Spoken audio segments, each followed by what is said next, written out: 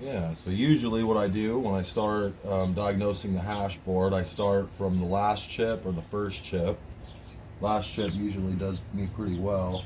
So if you start here, you notice it's bad. Go to the next one. Bad. Now you go to the next domain over. So here's one domain, two domains, so on and so forth.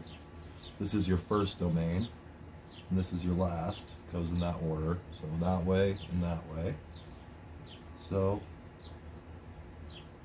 we're going to look at clock.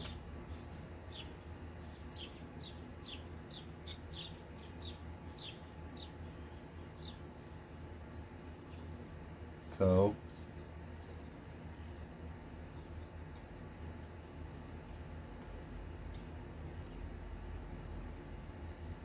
Re.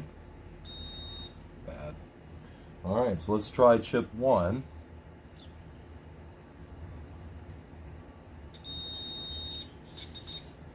Bad.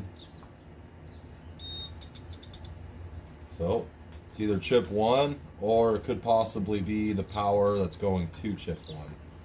So we'll take a look.